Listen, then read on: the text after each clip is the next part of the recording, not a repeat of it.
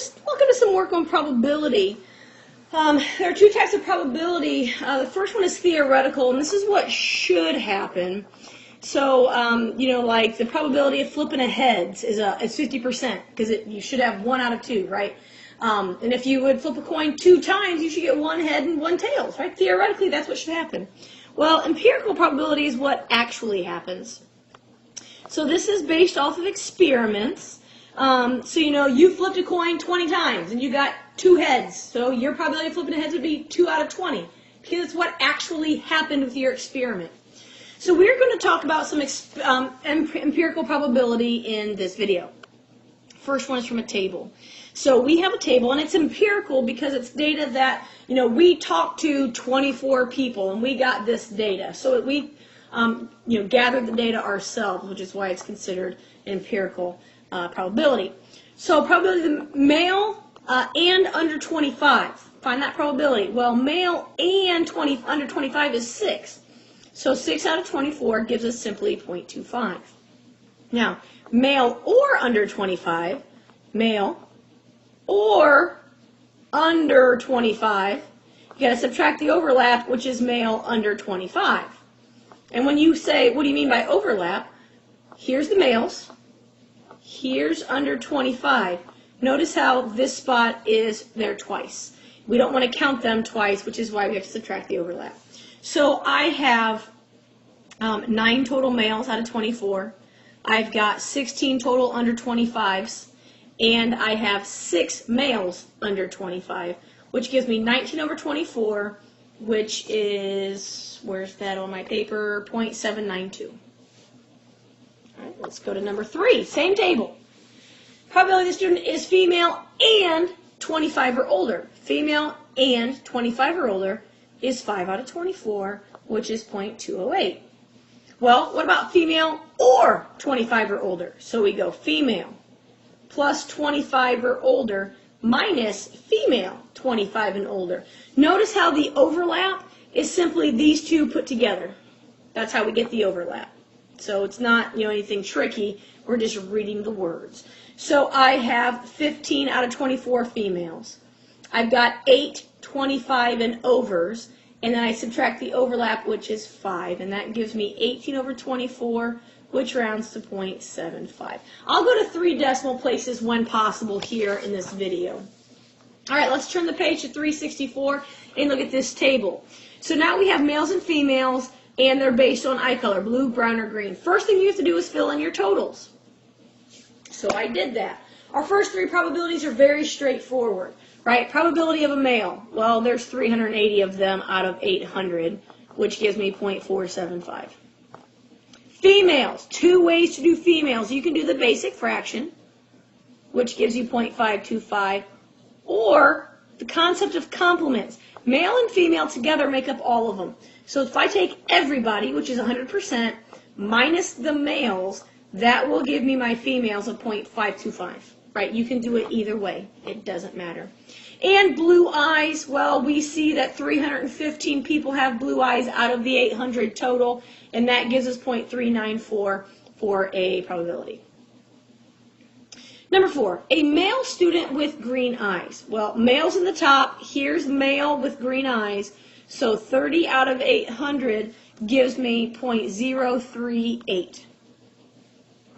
Looking at number 5, a female or somebody with brown eyes. So I take female plus the brown eyes, and I subtract the female brown eyes, right? Because or implies addition. You've got to subtract the overlap if you have it. So when I look at this, I know that I have, how many females do I have?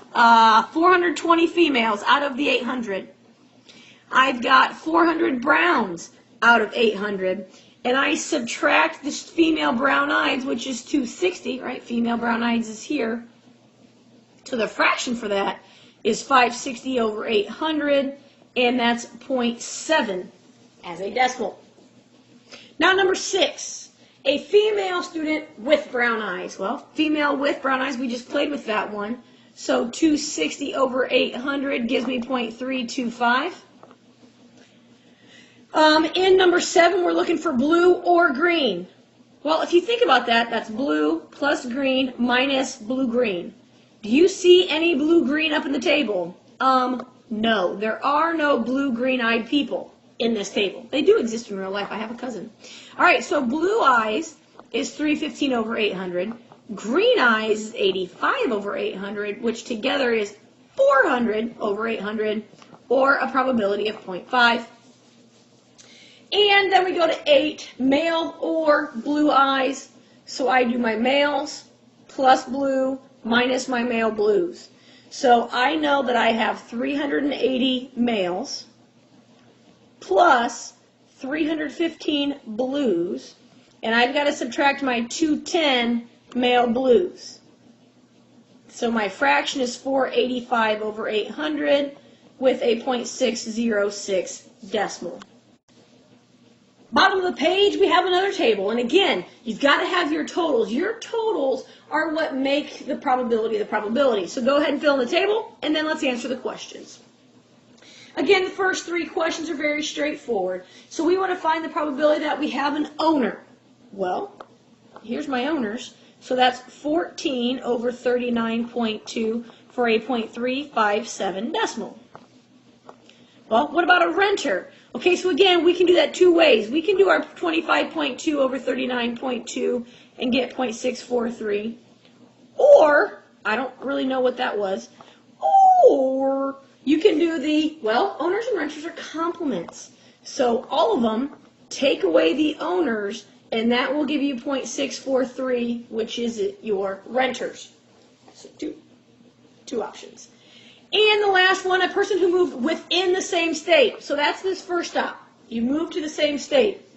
So that's like, Indiana to Indiana. Maybe you just moved from Indy to Lafayette or something like that. And we get 26.5 over 39.2 for a decimal of 0.676.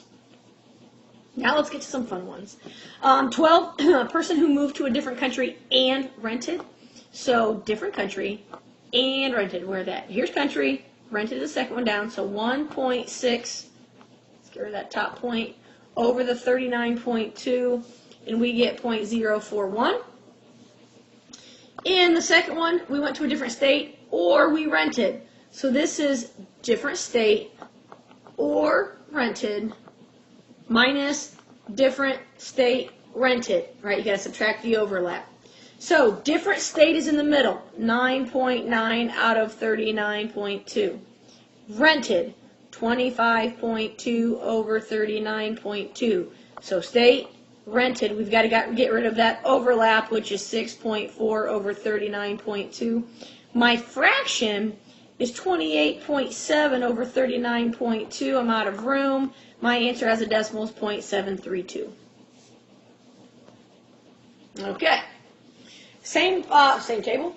Let's go different state and bought a home. So you went to a different state here and you bought a home. So 3.5 over 39.2. I feel like that's pretty straightforward, hopefully, 0.089. And then this last one. You're trying to find the randomly selected American who was a person who bought a home in the same state. Well, bought a home as owner, same state as here, so that would give me the 9.3 over 39.2 for a decimal of 0.237. Okay, the last big example we're going to play with is with Jerry and his cards. So we've got a deck of cards that's 52. Right, there's 52 cards in a deck, and there are 4 suits: hearts, diamonds, spades, and clubs. So, right, there's only 4 suits. Jerry pulled 10 cards out of a deck, right? This is his total. And of those 10, 4 were hearts, 3 were diamonds, 2 were spades, and 1 was a club. This is like the heart of empirical probability. So, empirically, based off his actual data, what's the probability of selecting a spade? Well, he chose 2 spades out of the 10 total, which is 1 out of 5 for an empirical probability of 0.2. Okay, well, now let's go theoretically in the next part. Well, theoretically, there are 4 suits, and they're equally dispersed, right? There's 13 of each suit. So the spade is one of those suits out of 4 suits total. So theoretically, he's got a 25% chance of picking a spade. So there's the big difference between empirical and theoretical. Theoretical is what should happen based off of what you are dealing with. And empirical is what actually happened based off your data, right? Big difference. In 18 and 19, let's do a heart or a club. Well, that's heart plus club. So we have 4 out of 10 hearts, this is empirically, 1 out of 10 clubs, which is 5 out of 10, and that's 0.5, right? 50% chance. Well, theoretically, again, there's 4 total. A heart is 1 out of 4, a club is 1 out of 4. Together, that's 2 out of 4, which is 50%. So you'll notice in this particular example, the empirical and the theoretical probability are the same. We call this the law of large numbers, actually. 10 is not necessarily a large number, but whether it's picking cards or rolling die, flipping a coin, the more you do it empirically, right, do the experiment, the closer your probabilities will actually get towards theoretical. It'll never be perfect all the time, but you'll get close. And that's the law of large numbers. It's kind of fun. Would the empirical probabilities have been the same if he had drawn more cards? And the answer is not necessarily. Right? It could be. All right, he could pick 10 more cards, and there could be 4 hearts, 3 diamonds, 2 spades, and a club. Right? That would keep the same probabilities. But that's just not usually going to happen. I mean, think about it.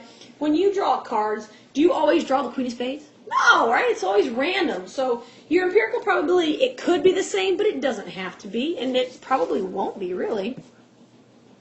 What about theoretical probabilities? Yes. Your theoretical probability, you always have, well, assuming you're pulling from a full deck, but if you have 52 cards and you pull out a card, and then you put that card back in and you're just always pulling 1 out of 52, you always have a 1 in 4 chance of pulling a heart, or a 1 in 4 chance of pulling a spade, because it's theoretical. It's what should happen based on what we've got. And the difference between empirical and theoretical, again, empirical is based on actual data. It's an experiment, right? It's based off experiments. And theoretical is what should happen. You haven't actually done anything. You're sitting in a lab in a coat, and you're like, well, this is what should happen. Then you actually do the experiment, and then you have empirical data. So it's more like the pre and then post experiment, if you would like. All right, so there's a basic dealio on probability.